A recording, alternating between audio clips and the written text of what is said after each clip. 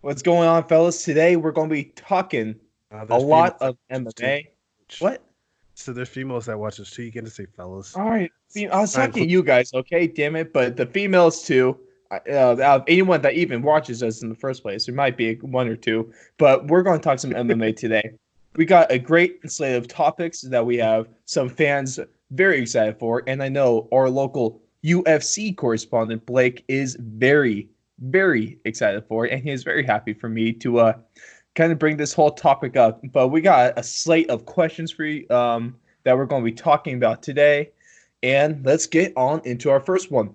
So, my first question of you guys for you guys today is what got you into MMA, or what fight or card was the first one you watched? Blake, I'm gonna let you take this one first. Alrighty. For me, I have to take it all the way back to UFC 61. And the main event was Tito Ortiz versus Ken Shamrock. And there was a lot of bad blood going into this matchup. I remember we were at a family picnic, me and my brother-in-law, just all kicking it. I was super young back then too, probably like maybe 13 at the oldest. And I just remember he was talking about it the whole day, talking about it. And so by the end of the picnic, I was just like, man, I really want to watch the UFC. Like, I'm gonna try everything I can to base. It was like I was trying to get a friend to come over for a sleepover. I basically conned my parents into buying UFC for me, and How I much remember was that pay-per-view back then? it was probably around 40, 45. I can't remember. I wasn't buying it, so Still I a didn't It chunk of care. was change. it was 50 cents. It was 50 cents a pay per view, just like Yeah, it gas. was pay per view. Yes. They sent you a But paper play by play. but yeah, so we got back, and I remember we just started watching the fights, and I was kind of being a little wussy about it, to be honest. I remember I could like barely watch it. It was just like a little too brutal for me at that age. And specifically, like when the main event came on, Tito Ortiz versus Ken Shamrock, it was, I want to say, maybe 13 seconds. I can't remember the exact time it was, but it was like one of the fast. I think it was the fastest knockout at the time in UFC. It might have been number two, but it was up there. Tito Ortiz basically went in and just got him to the ground and smashed him, like fully mounted him like within seconds of the fight, and just started smashing him with elbows, just like boom, boom, elbow, elbow, elbow, straight across his face, and just burst him open, right? And I remember that was like super hard for me to watch as a little kid, and that like kind of turned me off from UFC for a little bit because it was just, I don't know, I just didn't like looking at that brutal of a sport at that age. Um, but that fight was the first one that I really watched and like took notice in, because I mean I watched like fights before, like Tyson fights and all this stuff that my dad would watch when we were younger, but that was the first one that I can vividly remember. And Blake's old. yeah, no, I'm a little old, be honest, compared to you guys. You guys are youngins, but but yeah, so that was the first one that really stuck out in my mind. That fight didn't necessarily get me into MMA, but it was the first card that I vividly remember watching and getting intrigued by. Okay. Hey, Jalen, let me hear yours and to see if you could back up Blake's story. Well, mine's was more. I don't think it was actual fight that got me into it. Actually, I started boxing around the age of 10, so that was back in what, like 2009. So when I started boxing around then, I kind of got into the whole fighting world, and I just kind of like dabbled in watching boxing fights, MMA fights, Muay Thai fights around then. So I couldn't really say the exact first card I watched, but I honestly could believe that the fighter slash fights that got me into the MMA world, the fighting world, was most likely the Anderson Silva versus Forrest Griffin fight. Seeing a grown man like pretty much make another pro fighter who at the time Forrest Griffin is no pushover at all No, no, no, no. Former in champion any Forrest sense of the Griffin. word. Yeah, former champion Forrest Griffin. He made Forrest Griffin look like he shouldn't be there at all. The way he fought, it was like I saw him put his hands down, and I was like, "Oh, he's gonna get knocked out. You don't do that." And then he was landing shots, doing it, and I was like, "Yo, how does someone just do that?" I was like, "I like for me, fighting was you're gonna have to take a lot of shots, like everyone just takes shots. It's just more you have to get the heavier shot off. At that point, that's what I thought it was. And then watching Anderson Silva fight, I was like, you don't actually have to get hit to win. You can you can duck and dodge and land a couple of big shots. And not saying as like a couple of newer fighters who are more like hit them, run away, and I'll wait till the cards come. But Anderson Silva was finishing people and not taking that much damage doing it for the most part. He did take damage in a couple of fights, but for the most part, he was making grown men look childish. Even that Chael Sonnen fight, he was losing that fight. And then out of nowhere, he puts him in a armbar triangle slash whatever you want to call it. He had him in like 3 different submissions at the same time. Chael didn't know which one he was tapping out to, but he tapped. But yeah, I think doing fighting. Well, there's just a misunderstanding with that, though. He didn't fully understand the rule set. Yeah, he didn't understand the whole rules. Let's make that clear. Chael Sonnen is undefeated. He didn't understand the rules. Never lost a round. Ever. Not even in sparring in practice. Nope. Not even UFC the video game. Not even UFC 1, 2, or 3. Chael Sonnen started fighting when he was 1, and he hasn't lost a round since. That's a factual statement. I was there. Straight back. No. We're like only kind of reporting the facts. We never report opinions on the show. Only facts. No. Okay. Never facts. Only. No. But yeah, I think getting into fighting, actually doing it myself, and seeing that getting hit in the face really isn't that bad. I recommend everyone get hit in the face once in their life. Honestly, now, obviously not like no bare knuckle 350-pound dude punching you in the face, but like for legal purposes, we are not recommending that everyone of our listeners get into fistfights. That is not what we're recommending. Fights. I'm saying everyone take like a Muay Thai class of boxing. We're also not recommending that, just in terms of legal reasons only. Yeah, we'll give it just legal reasons. There's legal reasons. But yeah, I think everyone. That's a great fight.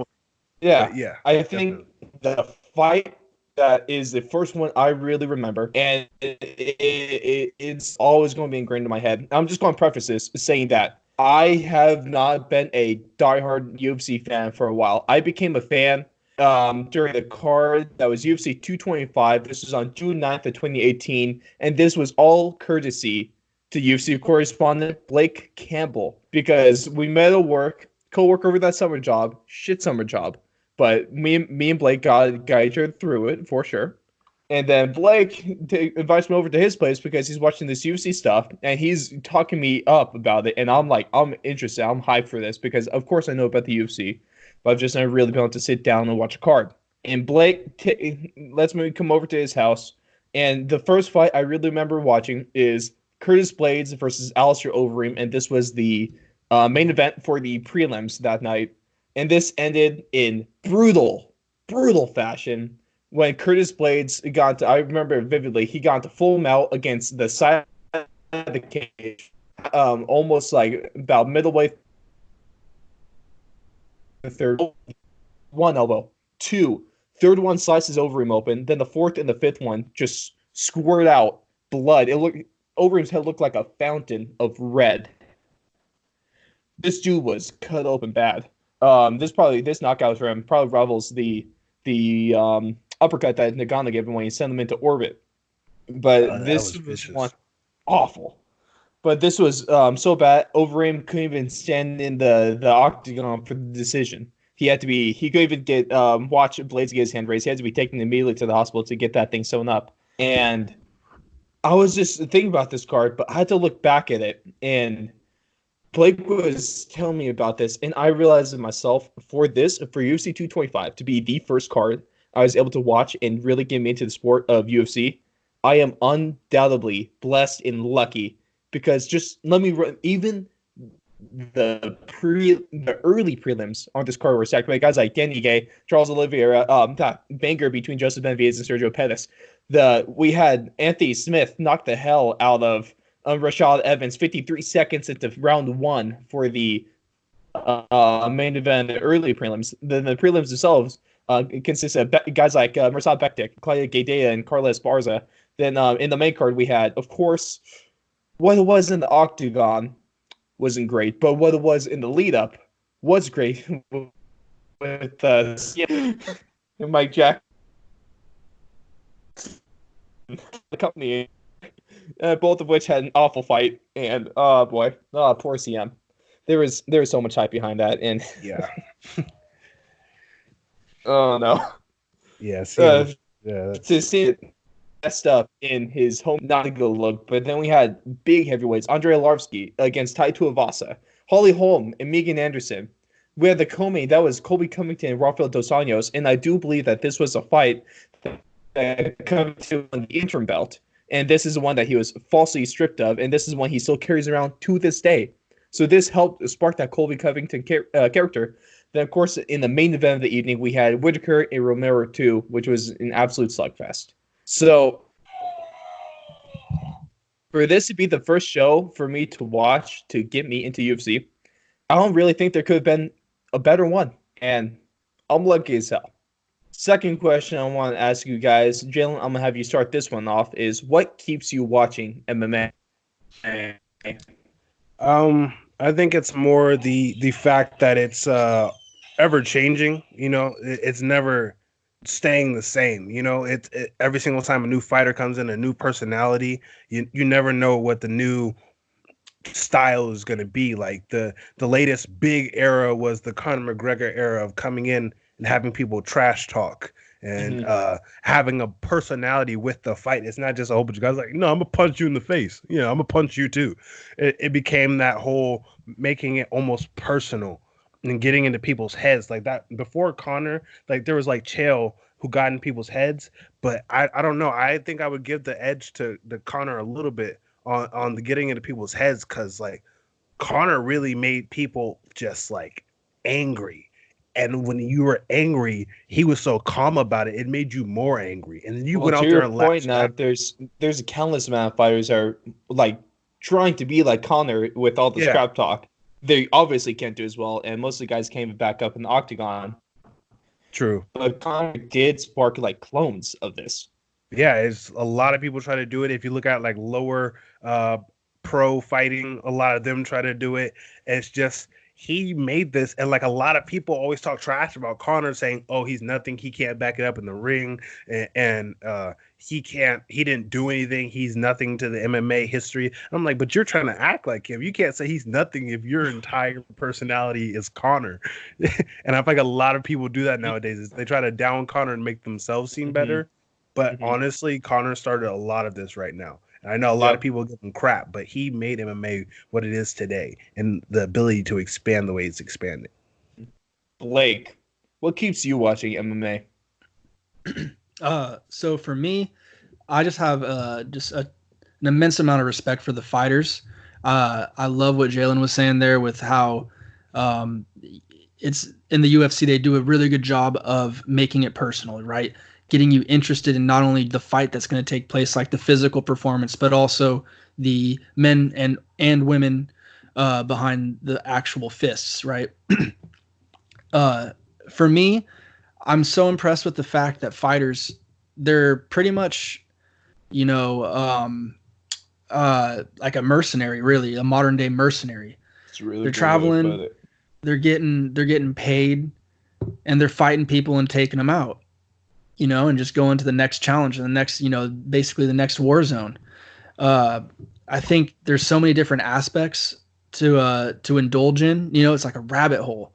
There's Muay Thai, Jiu-Jitsu, wrestling, grappling, etc. It's too many to name, right? So, I mean, you could really just get totally, I don't know. You could just pay attention to just boxing, right? And just totally pay attention to just like the striking aspect of it. And just that would be enough for most people. But there's just like so much other stuff going on. I also think it's really cool how they're like their own business, really. I mean, they take care of all their financials. They got to pay their managers. They got to pay their gym fees. They got to pay their coaches. Independent contractors of fighters. Basically pretty much going into fighting is pretty much starting a business and investing in yourself. Right. I mean, they sell merch, they do all that stuff. So it's a lot into one. Like they do a lot of stuff and I don't think they get paid as much as they should. Not even close I can agree with you on that one.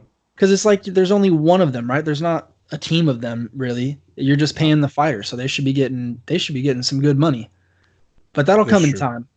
I just the main point I'm trying to make is like fighters. I'm from the biggest of the fighters to the smallest of the fighters. Like I'm so impressed for someone to believe in themselves so much, to put it all out there. I think it's the pinnacle of sports entertainment.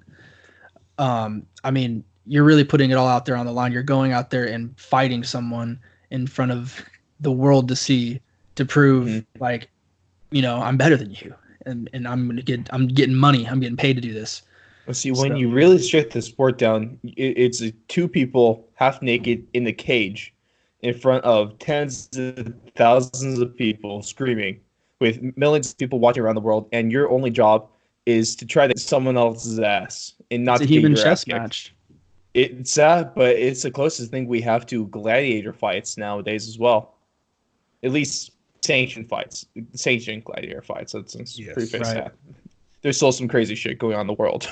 But yeah, no, man, I love your point about that, Blake. There's just so many different aspects to really focus in on in MMA. Like part of it is I got into MMA, but MMA is what got me watching boxing fights. I caught myself watching wrestling matches, like just pure wrestling. I caught myself watching BJJ matches, Muay Thai matches, and the entire makeup of MMA is great. It's really crazy to think how much goes into making a complete MMA fighter. But I think my favorite part about it is really just the unpredictability of the sport. Everyone always has a chance. You hear the term, he has a puncher's chance, and that's true in almost every single fight we see.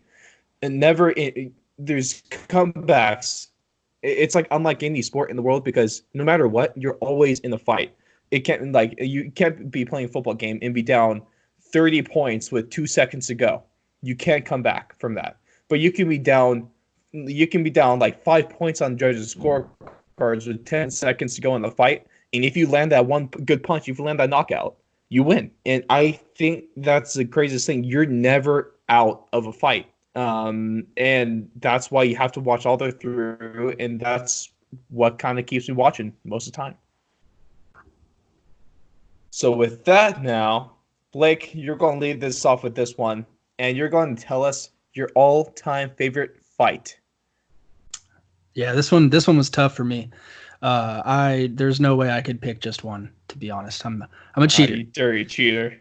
To preface, there is one fight that actually brought a tear to my eye when watching it, and it's actually not the one that I have listed on our agenda. It's a fight totally unrelated to both fighters that I'll bring up in just a sec. Yeah. It's actually the fight that happened between Darren Elkins and Mirsad Bektic.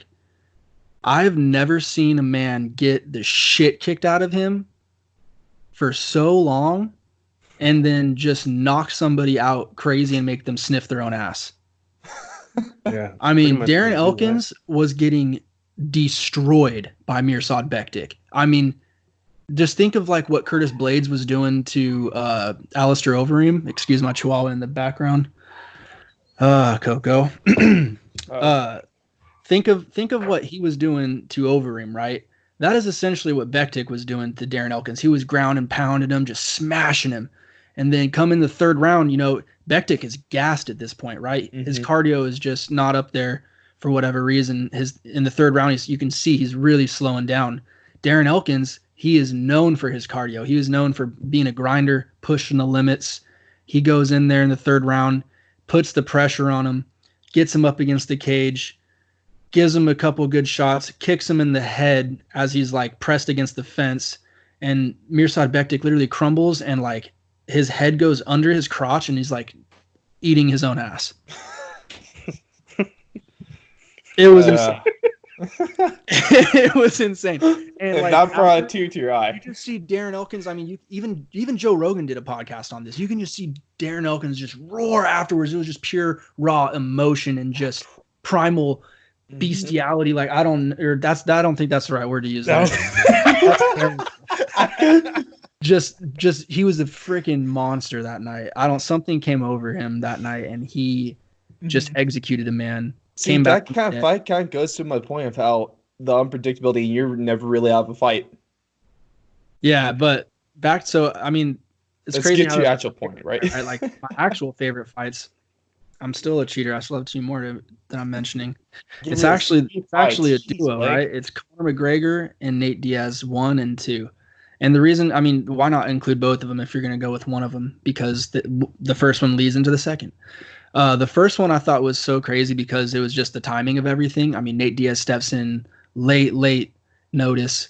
The press conferences are still incredible.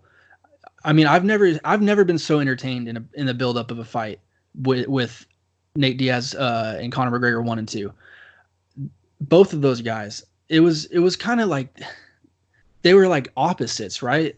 And it was just so perfect. Like they contrasted each other so well. Like Nate Diaz isn't the most well-spoken guy, but he has these zingers, right? Like he knows what to say with the limited amount of words he's going to give you. And Mm-hmm. Conor McGregor is the complete opposite. Like he's just going to rag you and just keep tagging you with these insults and these words, these witty, comebacks and words. And so it was just cool to see the buildup, and then to get to the actual fight. Like Conor McGregor is on this tear in the UFC. He's just blowing through guys left and right, just knocking them out, predicting which round he's going to knock them out, and then executing.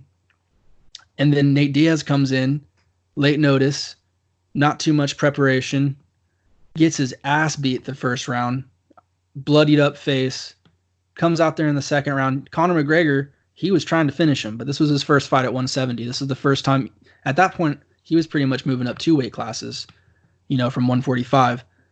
And Mm-hmm. so his cardio wasn't there. Nate knew it. Nate is known for his cardio. Nate is a triathlete, And so he goes out there, starts laying it on him, starts outboxing McGregor because McGregor is so tired. And then gets him to the ground eventually, chokes his ass out. And then we get the great line, "I'm not surprised, mother effer." Thanks for So, that. Thanks for the self censor. oh yeah, you know I got you. Oh, I got you. What he meant to say. What? What happened was, and then so the number two. I mean, after that fight, you're already through the roof. I mean, that's like one of the biggest underdog stories ever. No one was expecting Nate Diaz to win except for like Nate Diaz fans, obviously, and even them, they're probably not too confident. Very skeptical. Yeah, and then so the lead up to the next fight, once it finally officially gets announced, because they kind of played with us a little bit doing the Eddie Alvarez thing and Conor going to lightweight, winning that belt.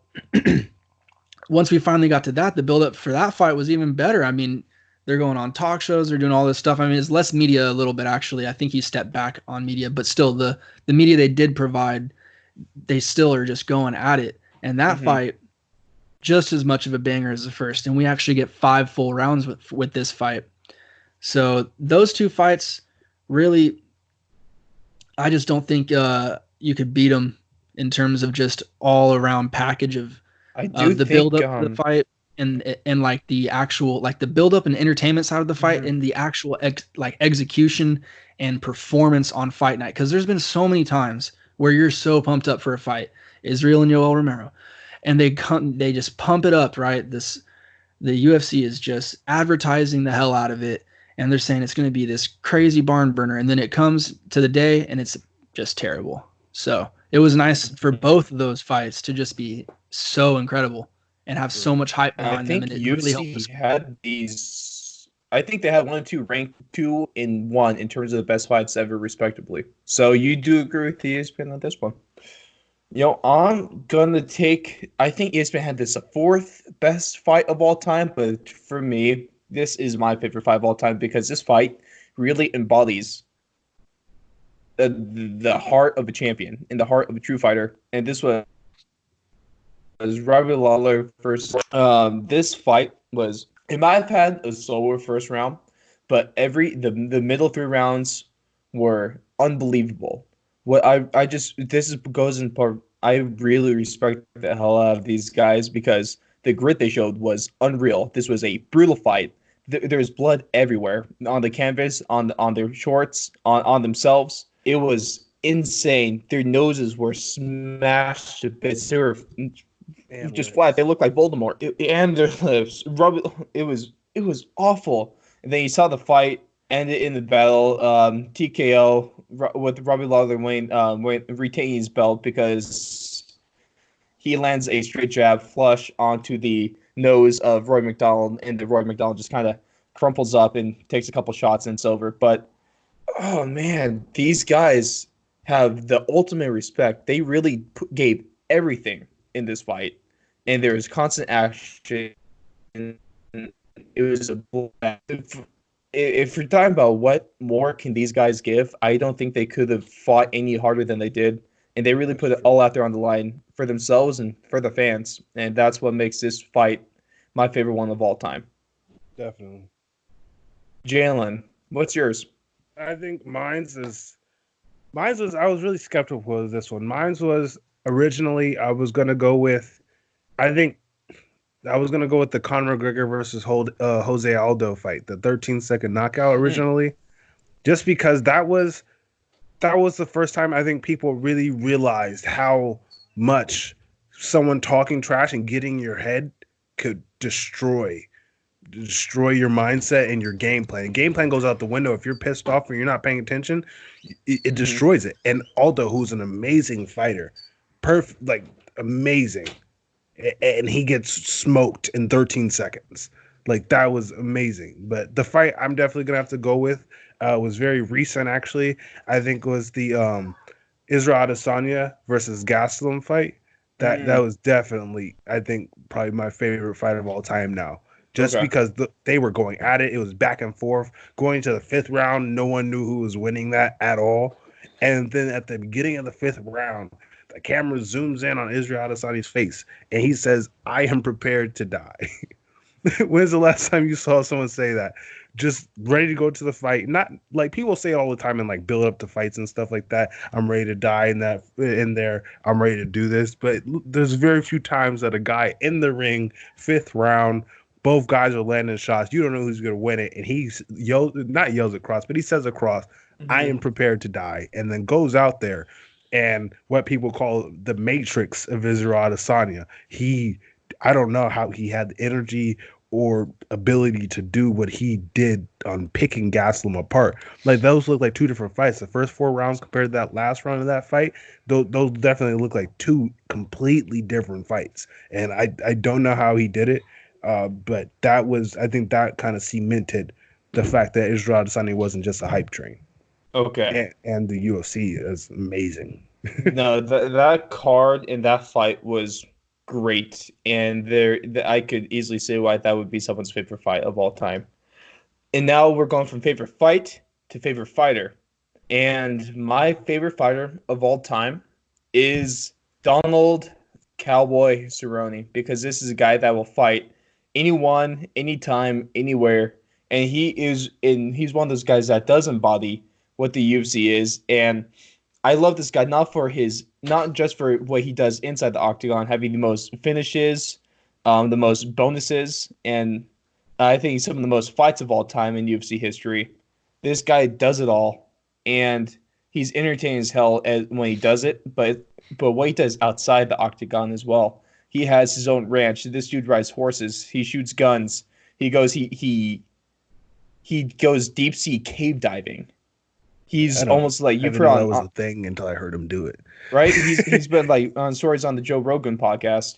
He has almost died doing stuff like that. He's almost died so many times outside the octagon, and he's a guy that just loves to fight, and that's why I have so much respect for him, and that's why he's my favorite fighter of all time. Jalen, yours. Mine's. I think I would definitely. I don't know. It's a really close one because it comes down to. I would pick Israel Adesanya as currently. I think Israel Adesanya is my favorite fighter as of right now. Even though that last fight was kind of disappointing, because I think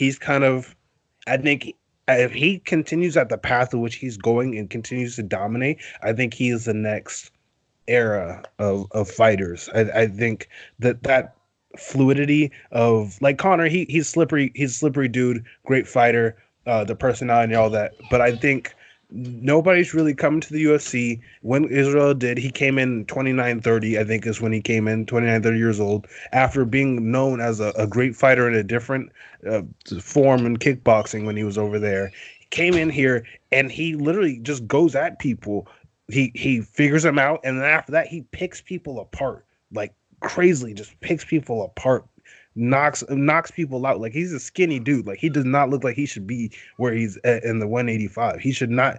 It doesn't look like he's a big dude, and he doesn't look like he has knockout power. But he has literally come in 2 years and pretty much destroyed that entire division for the most part. He's still on the move right now. His next fight is most likely against Paulo Costa, and if he comes through and destroys Paulo Costa, he's already destroyed pretty much the top, let's say 4 or 5 of that entire division. And I think it's difficult for people to do that. But I think my favorite fighter, I think, would still have to stick with Conor, just based off of what he did for MMA. I think MMA was kind of on a downward spiral before he kind of took stardom in the UFC.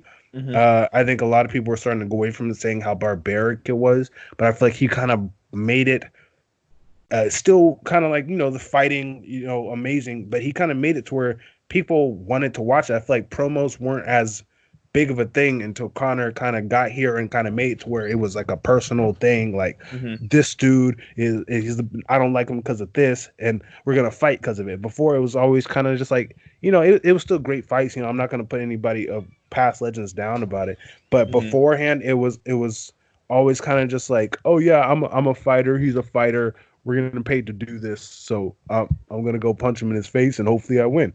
And then when Conor came, it was more of like these personal stories and big productions. Like, watching those the promos now for UFC fights for like movie trailers.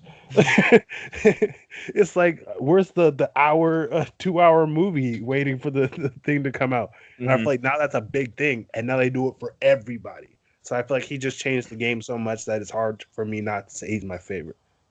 Blake, yeah, I feel you on that one, because I think back in the day, they did have some dramatic fights every now and then, like specifically Chuck Liddell and Tito Ortiz. But you're right, like it wasn't an every card thing. Like, now it's fight nights are being, promos are being ran for those all week, on ESPN.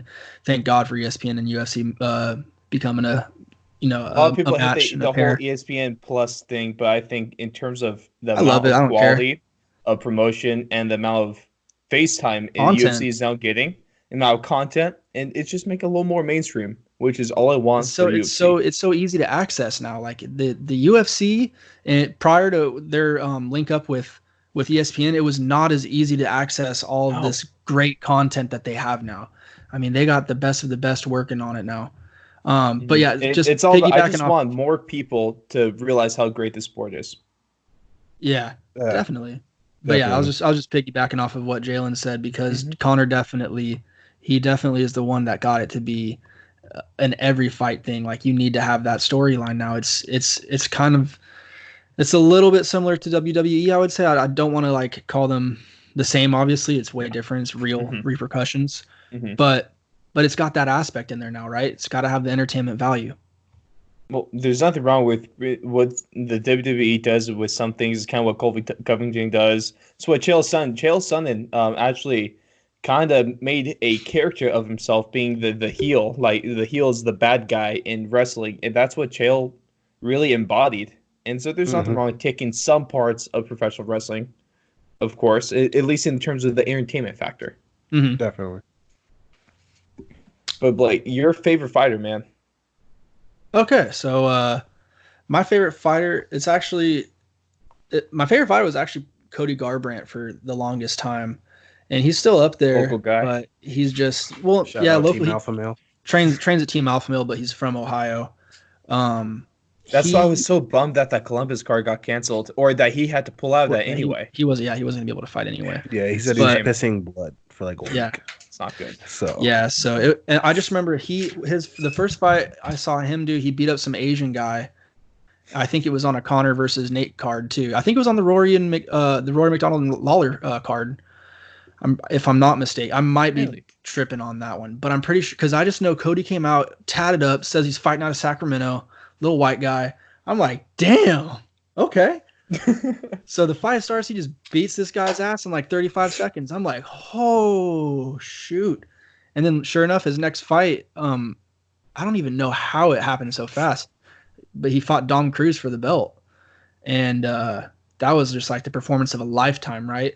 And so I was just firmly in super fandom of him since that moment. And that's fair. It's been quite the ride, I'd say. But I'd say all-time favorite fighter has to go to Nate Diaz, just for the pure fact that like he's 100% himself. He's 100% real all the time. I mean, I've met him in person, and dude is like the nicest guy. You'd like, for a guy that fist fights for a living, and kind of gives off that kind of vibe where like he'll F up anybody.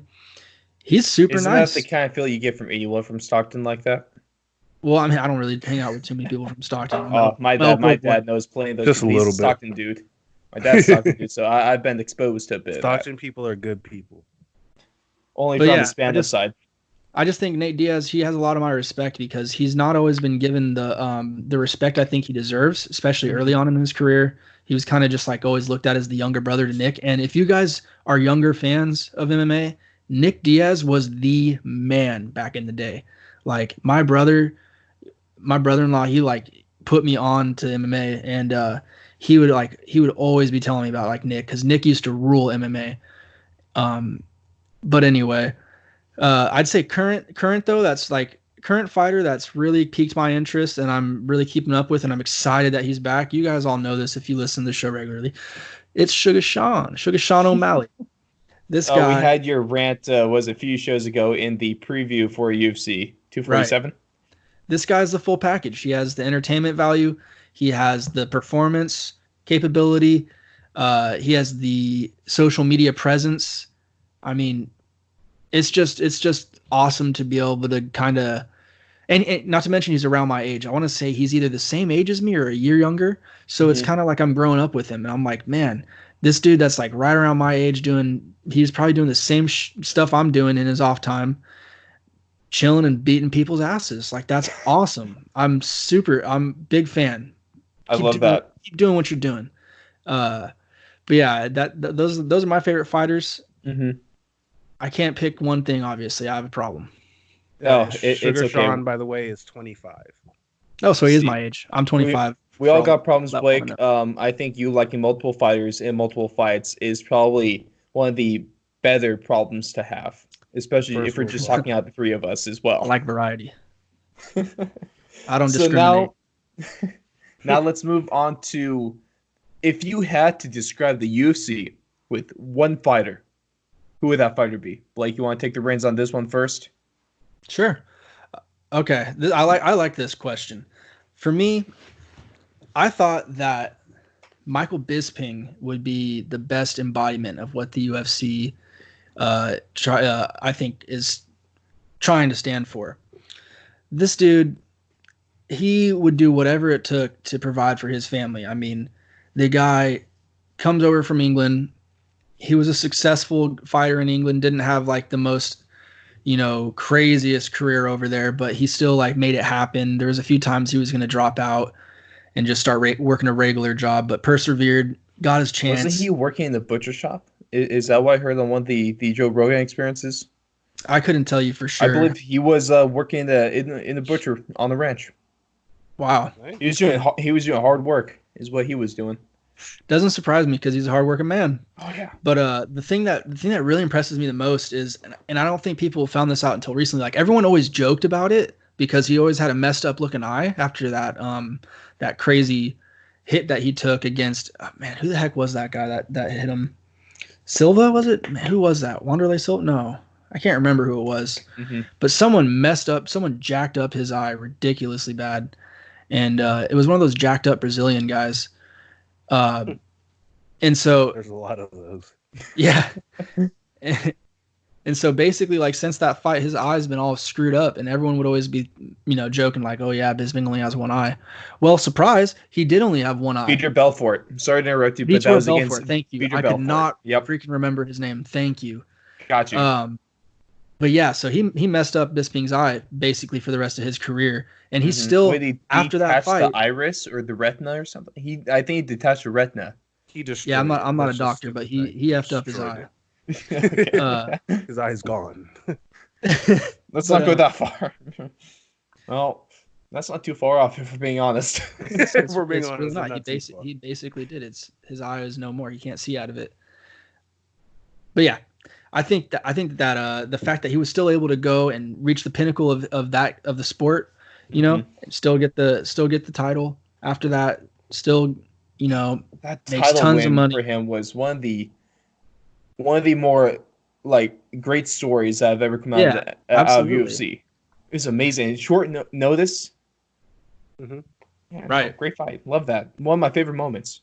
Man, that was like Ooh, how's really that for a show, satisfying fellas? How's that for a next show? Or we list our favorite moments in UFC history. I think that's money. Yeah, We could yeah. But possibly do it. But yeah, hey, back to keep eye Bisping. out, everyone, all you fans. Back to Bisping. Stop interrupting, Ross. Okay, we're trying to get the shine on Bisping. Jeez. Sorry, let Michael. Bisping have his moment. I'm sorry, Michael. Please forgive me, Mr. Bisping. The fact that he's able to master the art of being entertaining inside and outside of the octagon just shows how versatile he is. Mhm. Like I said earlier, his jacked up eye shows the heart of a champion. He's willing to sacrifice anything. He knows that he's already got a disadvantage, but he's not using that as an excuse. He's just using it as more motivation to get the job done. He also commentates now for UFC, commentates as well as analyzes, and just hosts a podcast as well. So The Believe You Me Hey, I podcast. do that. Great show. No. I think the dude has a lot going on. It's crazy kind of the development his career took. You guys probably weren't too involved in watching the UFC when he was first getting his first crack of fame, like around UFC 100, which was a crazy good card too. That was another one of the cards that wasn't the first card I watched, but that was like the first card that I would say that was the card that got me interested into MMA. After that card, I was like, okay, yup. I'm watching the the Sugar Rashad Evans, or the Rashad Evans versus Rampage Jackson fight for sure. Just that's just how it happened after that. But yeah, back then Michael Bisping was way more of a heel than he was later on in his career, where he kind of took that turn and knocked out Luke, got redemption, and then started hunting for GSP and all that, and got redemption against Dan Henderson. Like UFC 100 was his first fight against Dan Henderson, where he got H-bombed. Oh my God, dude! And that was after the Tough season, because if you guys don't know, he was on Tough. He was a coach. Oh, he was great on Tough. That was one of my favorite seasons. And he was a contestant as well, didn't he? Win Tough? Pretty sure he won Tough too. Yeah, he was all over Tough. Yeah. But dude, that season was wild. So yeah, Michael Bisping has done it all. He, in my opinion, is if I had to put someone onto a fighter in the UFC and be like, yo, study his career, that's probably the guy that I would go to, just out of the pure fact that like you'll hit everything. You'll hit the peaks, you'll hit the valleys, you'll hit the pits, like you'll hit everything with his career. Blake, since I'm not even interrupting you now, but yeah, Bisping did win season 14 of The Ultimate Fighter. He was the second light heavyweight winner of The Ultimate Fighter, actually. Yeah. Hell yeah. So, he's made a lot of money. And also, I know you guys also saw that clip when he was on the Ariel Helwani show and he took out his eye while they're alive. I used to have a kid in daycare, or not daycare, but CDI at the elementary school. Yeah. A kid used to do that at my CDI, bro. It was so disgusting. What a savage! Creeps me out. I can't do that. I can't watch that. Hey, Blake, watch this. I'm playing. in your opinion, dude, who embodies the UFC? I don't. For me, I feel like it's gonna sound really bad because if we keep bringing up Conor, like I am a big Conor fan, but like I'm not trying to. It's just currently where Sounds it is like right you're now. Tugging them right now. I know, just a little bit. Tugging them. Honestly, it does. This is bad. A lot of these questions end up being Conor, but I think it's just you kind of have to go Conor right now, just based off of we kind of haven't gotten to that next, big era. And like deciding of what the new era is. And so it's still kind of to the point to where we're at right now is because of Conor, and Conor just came back again too. And it's like, I think UFC would be not as big as it is unless someone like Conor or Conor came and did what he did.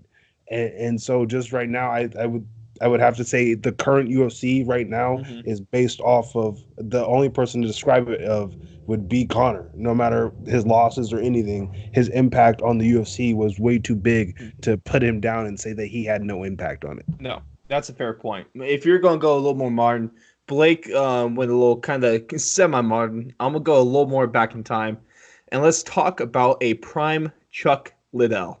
This dude was an absolute animal in and outside the octagon. This dude's the passion, and he really was an embodiment of what the early UFC was. It was this tough, gritty fighter that got into slugfests and made himself almost larger than life. You know, the Iceman, Chuck Liddell. He had those irreplaceable shorts that had the blue shorts with the ice on them.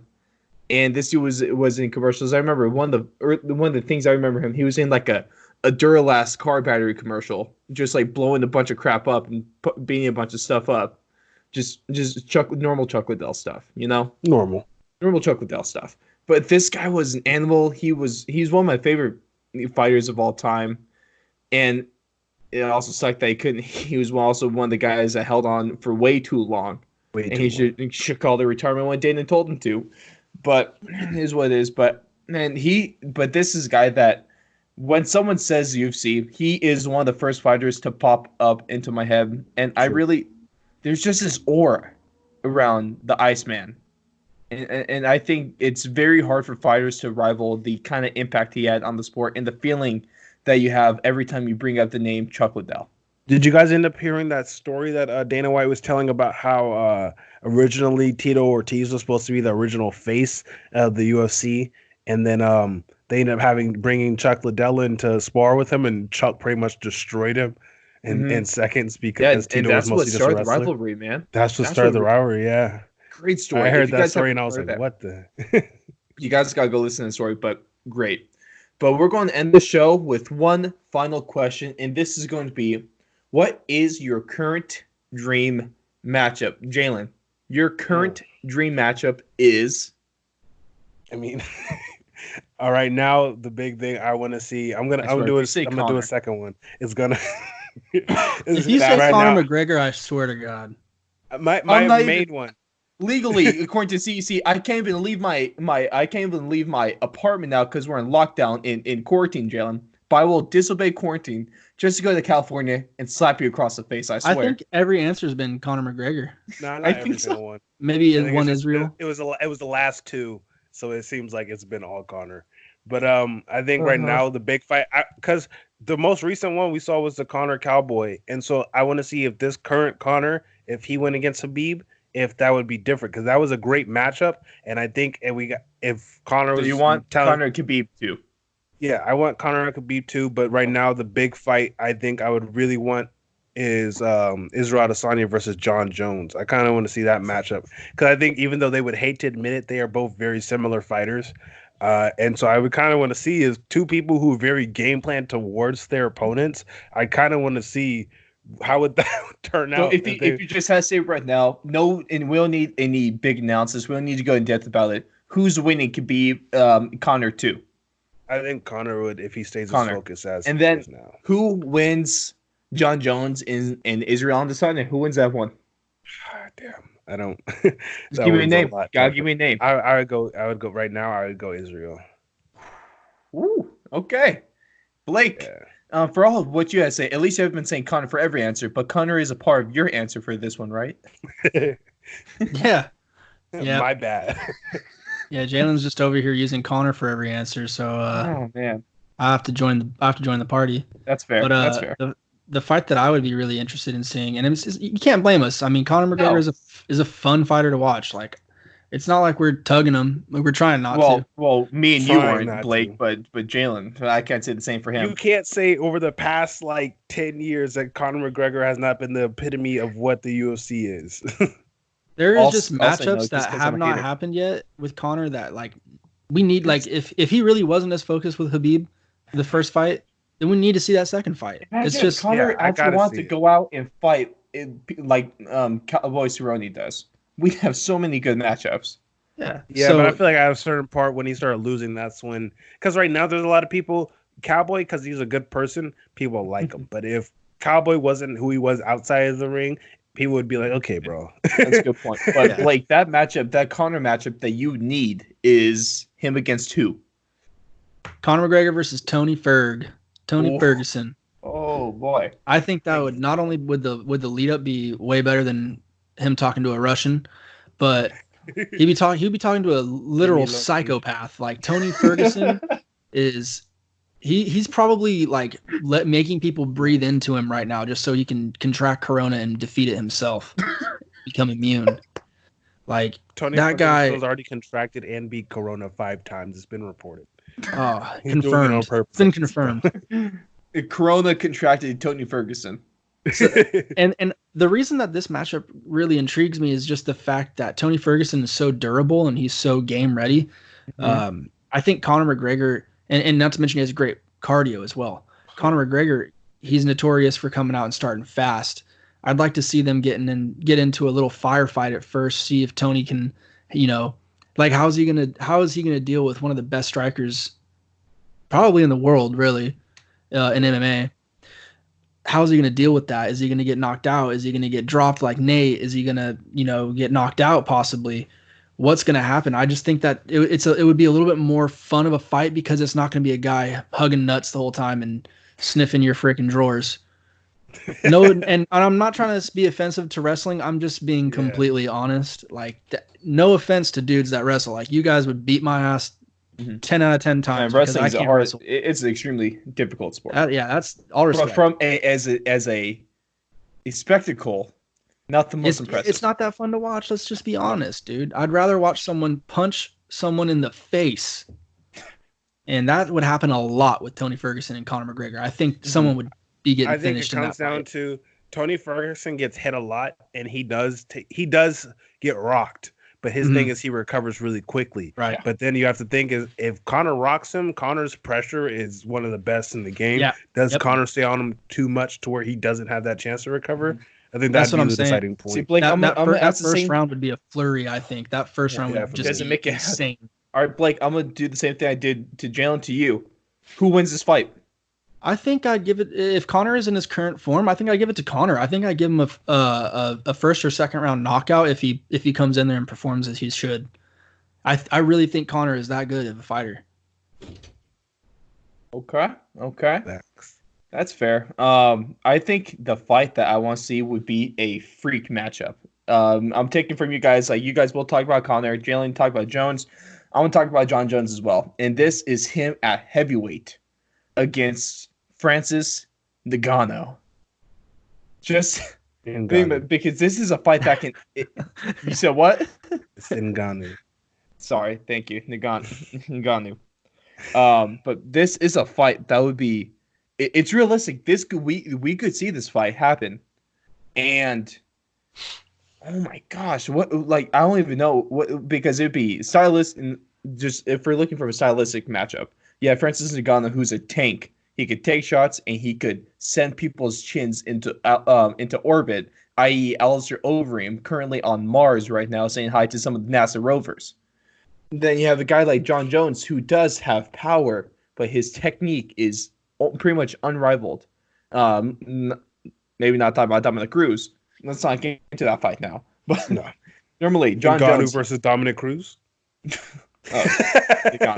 But John Jones what would John Jones do in this fight? Would he try to wrestle? Would he even be able to get Ngannou to the ground? Would Francis be able to get in close enough to John Jones to be able to really land those heavy strikes?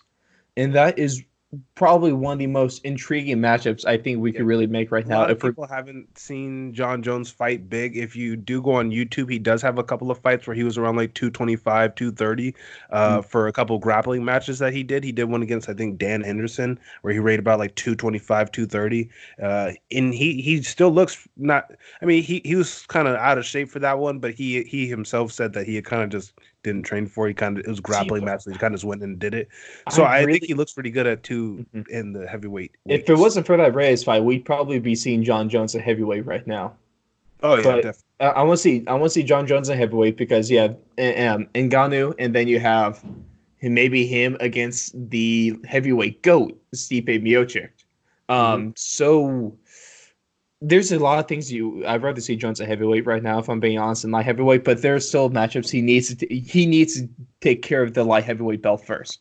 Of course, if he was to go up to heavyweight right now, everyone would say he was running. So exactly, he has to take care of business. But I would love to see this fight between him and Francis. And if I did have to make a prediction on this one, A lot of people might disagree with me on this, but I would take Francis Ngannou by knockout. Yeah, it's kind of like until you see it, there's no way to say that Francis Ngannou wouldn't land the shots that he lands against literally everybody. Exactly. And I think that's what it comes down to is you don't know if he's going to land that big shot. And John Jones can take a big shot, but we don't know if we've seen him take that big of a shot. The biggest shot. Yeah, the biggest shot possible. He is the hardest hitter in UFC right now. He might be one of the hardest hitters in the entire world right now. The thing with John Jones too is he loses that freak athlete status when he moves up to heavyweight, because when he's in light heavyweight, you're at 6'4", that's huge. That's pretty big for that division. There's only going to be the top of the top, tall guys that are in that division. There's not going to be too many taller guys than that. In heavyweight, you can get up to about 6. I think who's that guy? Stefan Struve. What was he? 6'9", 6'7"? What about Bigfoot Silva? Right. I mean, there's dudes that can get up in there. And Francis, for example, he's 6'5". His reach is 83 inches. John Jones, I think his reach is somewhere between 75 and 78. Can't remember for sure. But he would be the less of a physical specimen for probably for the first time in his life. That extra weight class almost makes him mortal, more than he ever would be in light heavyweight.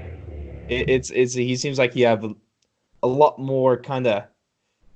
You'd become closer to average if he moves up to heavyweight. That's why I think I would give Francis a bigger chance in this. Obviously, Francis would never get his ass down to 205.